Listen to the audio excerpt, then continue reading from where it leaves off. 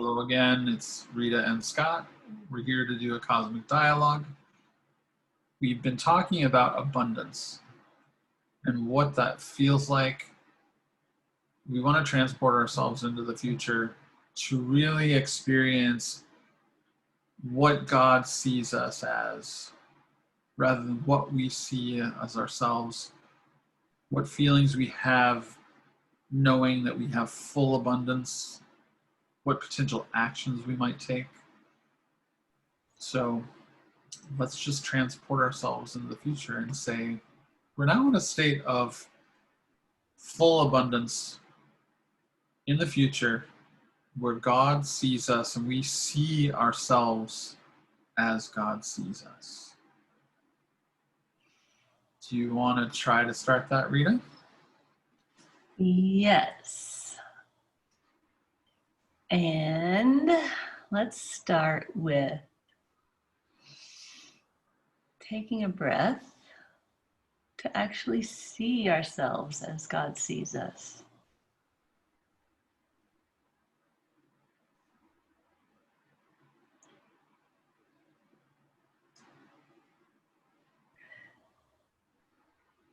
Full abundance, and full abundance being not what we used to think it was. Full abundance being all of our senses online, fully seeing the abundance of where our energy goes in every minute,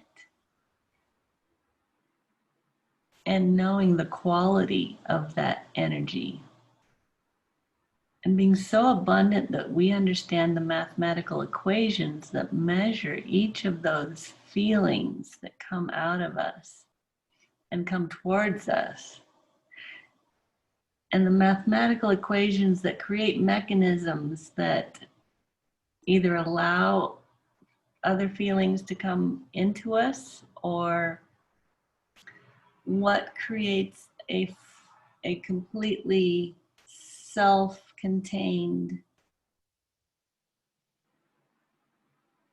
or self-responsible spirit, so that we can consciously choose what comes into us. And when we start existing in that abundance, money and possessions are just, I don't know, they're a little bit insignificant, because we have so much abundance beyond that. As I was taking my breaths, kind of seeing behind those eyes that were just breathing, maybe, my feeling of abundance was more of being one with the energy of God, that God sees through my eyes, because there is no separation, that I am also projecting everything in front of me, that I'm as creative as God. God is through my eyes and my senses, my consciousness, that abundance and the mathematical equations you talk about creates this ultimate creativity and this ultimate flow of, well, the emotions of love. And what love can actually do. It's not about just feeling love.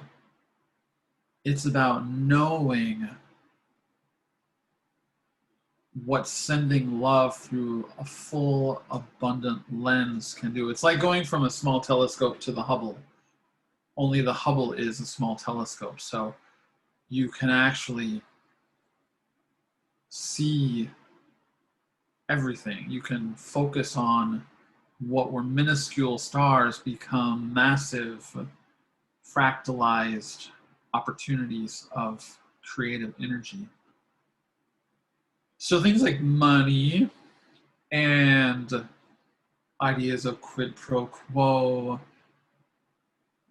they feel like they're this dark energy, this idea of exchange. When you have total abundance, there's no exchanging that. It just feeds itself. We can use these earthly tools like money or time, energy, consciousness. They're just a mechanism to create and to spread love. Yeah. Massively spread love. Right.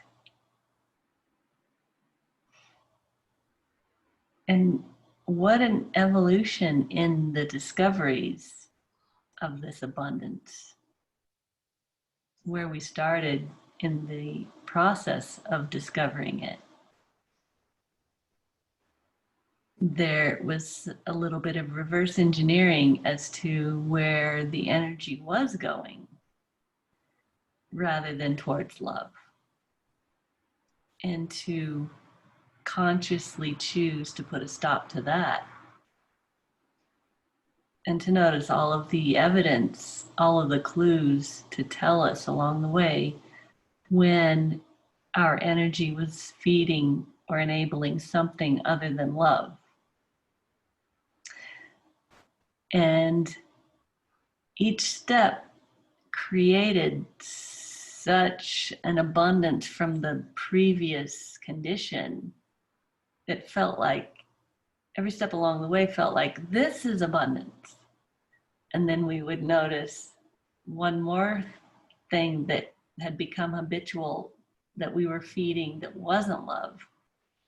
And once we put a stop to that, this is abundance, because it opened up such a portal of flow and giving and receiving that we also noticed it couldn't be explained to anyone who had not experienced putting a stop to, or even just noticing that they were feeding what was not love, or that they didn't have that even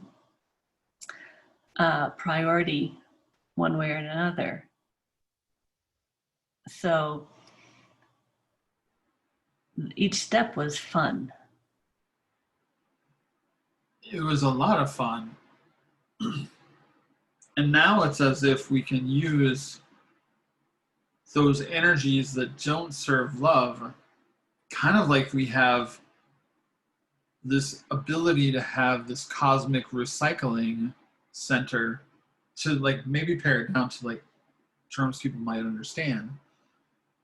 That this cosmic recycling center takes this negative, unloving, predatory energy, and it has to go somewhere, just like love. It's flowing, it's going, and it runs into the recycling center. You and I get excited now. We get excited when we see turmoil because we're like, oh, that's so wonderful. We can use this and we can recycle this. It's energy for us to add to the equation. And what's going to happen when we recycle that energy of predation and channel that into, through our mechanisms, because we have a full abundance and creativity, and it has to go somewhere. And we know that there's an intelligence to this energy, that the energy knows it has to go somewhere. And if we have full abundance, just like the capability of adding a zero. Here's the zero analogy again. Divide by a zero, you'll get a zero. Add a zero, you have more abundance. Multiply by zero, you get a zero. You have more. But then people think zeros are nothing. Zeros are opportunity. They are mechanisms of flow in the equation. So it's exciting when we see those opportunities. And it's many times people probably feel the same way when they see atrocities and things going on in the world. And I think this is like a beginning of understanding it as a child. We see atrocities and bad things happening in the world, and so we like have a longing to actually make a difference and actually transform it. We have to come from that place of abundance, and we actually do go in one by one and individually, and we come and transform it. It took that atrocity of like birds falling from the sky, or you know, third world countries needing water, for us to come in and actually create wells, create the Audubon Center. And it was that energy that was there. We had to detach from whether it was negative or positive, but actually just put it in the equation and let it transform. It wanted to go somewhere. Just like now, we feel like money wants to go somewhere. Yeah. The more money goes somewhere out of our pockets, we see more of it coming through. That's just we know the mathematics. Right. And we know that if we were to, there's no fun in money if you just hold on to it and don't let it flow into more abundance. It's not abundant if it sits there. It's not serving anyone. It's not serving love. Right. What else did we learn when we became abundance? Let's just talk about it like that. Yeah. We became abundance. Well, one of the things we noticed early on was the difference in talking to each other, knowing that we are fully abundant, and talking to others. Just simple clues like this, where one of us understands that our point has been made and now it's time for the other person to speak. And the conversation just flows like a circle, like a zero. And noticing the lack of abundance when you're in a conversation and one person takes over and goes off in different directions without pause, without noticing the what could be coming through from the person they're speaking with. And it was just simple things like that to feel gratitude for being able to have a flowing conversation full of respect and awareness of both parties. Conversations become a mathematical equation. You need the other side of the equation. Right. I need my idea and a plus sign, and then Rita comes in. Right. Or music, the mathematics of music. Mm. Yeah, you need all the instruments. Even the imaginary instruments. Even the pauses. The silence. I love that.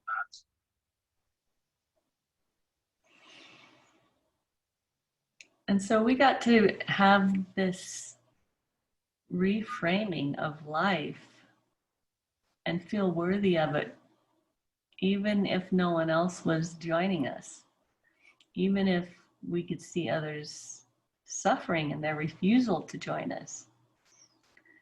And to feel the compassion for that and for them, but be completely devoted to remaining abundant, because that's where love is.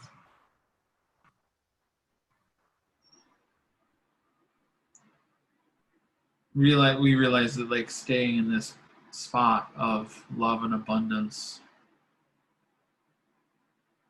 has a greater effect in the world, in whatever dimension we're in whatever cosmic plane consciousness. There's a greater effect than the abatement of suffering.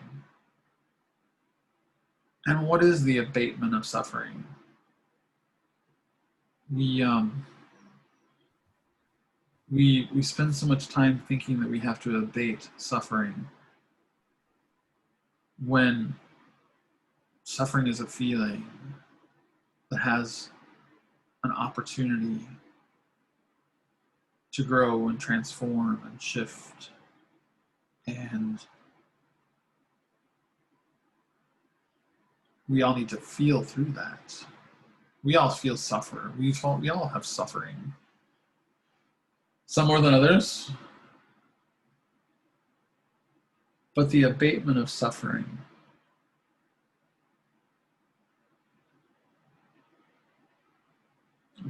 we're going into another topic altogether, but let's just say that suffering allows an opportunity. And maybe that lesson is not necessarily for those who are suffering, but it's also for those who are like looking to grow their abundance. We hold ourselves in love. We actually can create mechanisms that can alleviate suffering without having to come down to the level of the suffering being, soul. I'm touching the surface. I know that you have a little bit more insight. When you add the ingredient of love to the suffering, however that looks in the particular situation, it can dissolve suffering. When you see it as God sees it, when you see the suffering that you feel as God sees it, that's when love is added.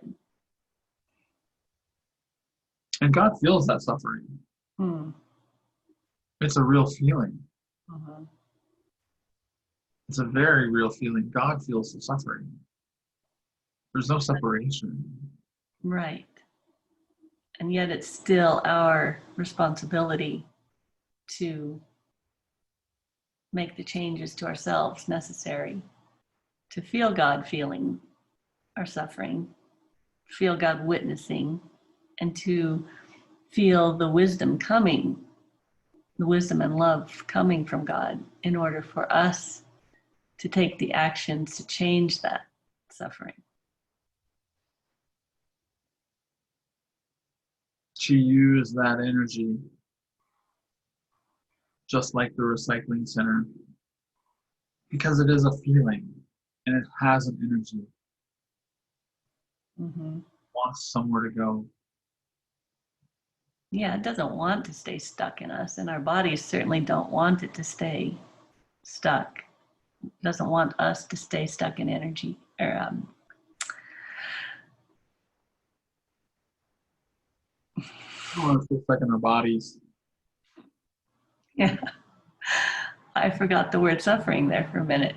That's where abundance is. And there was a time, even before we understood the mathematics of it, that I knew, I could just feel I did not have to be distressed anymore, because I was allowing energy to flow through me. And we become distressed when we stay in the thing that's not working.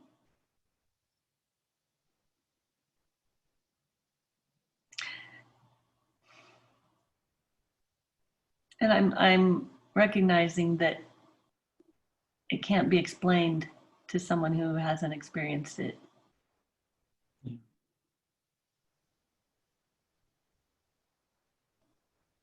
I think you'll get glimpses of it when you understand that what your eyes see, what you feel, what you taste is what God feels, tastes, sees. And knowing that there's an infinite soul that is seeing not just an infinite soul, the infinity of souls. We can't even massively understand it as souls. When God sees through our eyes. Well, it's one thing to know that God can see through our eyes and feel everything we feel, but it's quite another thing to really know that we can see through God's eyes and feel what God feels. And that's where you start to learn about abundance. And love being the energy of abundance. Mm-hmm. It's the greatest inverter of energy. Oh, let's take all this negative energy and how does God see it? If God is experiencing this, and how does God see this through the eyes, not just through the eyes of humanity, but through the eyes of God? We can see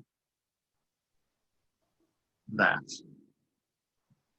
It also is a willingness to just ask and be humble. Please lend me your eyes. Yes. God wants nothing more than that. Right.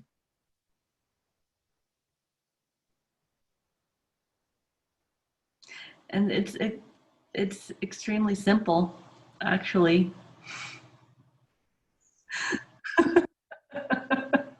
Just be humble and feel everything. Feel, love.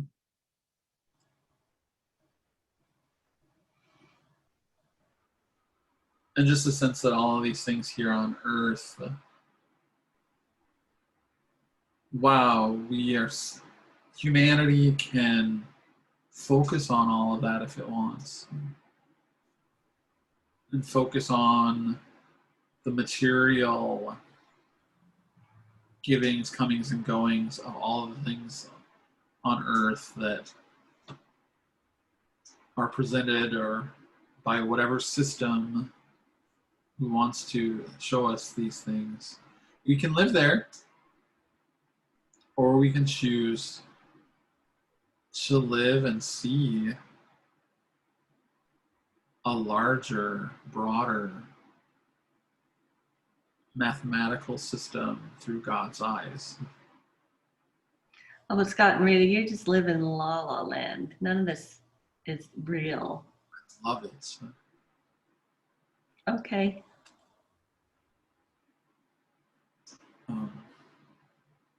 I can live in La La Land and any other dimension that's created by God. Yeah. And Why would I choose your reality? That complainer. oh, the complainer, yeah. Well, I'm not here to teach anyone or to suggest. I'm here to just experience it for one. But Mm-hmm. why would you want it?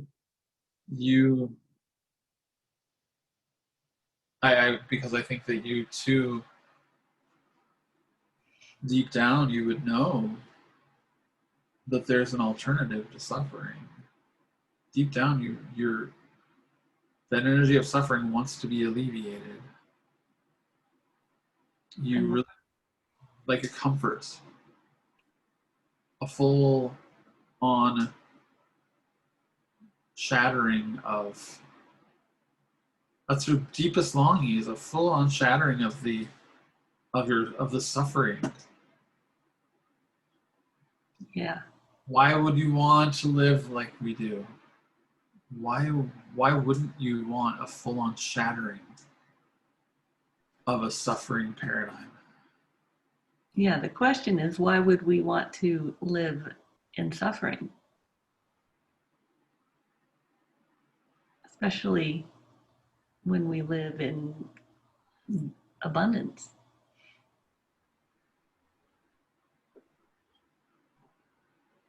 And if it is just you and I, at least I feel like there is hope. Two people, even if it is just two souls, living in abundance with God. Two half souls, because I was just feeling, Scott's soulmate is being just like drawn to you right now in this abundance. So two halves of souls right here, but we're affecting the other halves of our souls. We can create a gravity Mm-hmm. souls by holding our full abundance. And that is far more profound than caving into the holding on of suffering.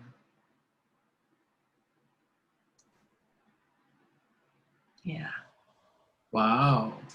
Just a gravity of souls. Mm-hmm. That's why even if it's just you and I will keep going. Yeah. Definitely. It starts with one or two. Nothing can start without anyone. Yeah. You started a tumbling of the equation. We just don't have the luxury in this earthly body to see the time that it might take. Mm-hmm. Until we see as God sees. And then we see through the infinite timelines how fast Mm-hmm. it really does happen. Yeah.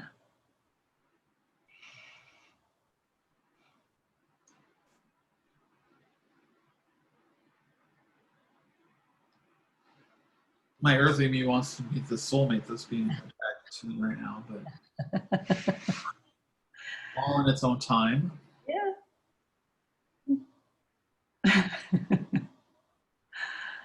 We'll work on that. Yeah. Anything else? I think that's good. Wow. All right. Thank you.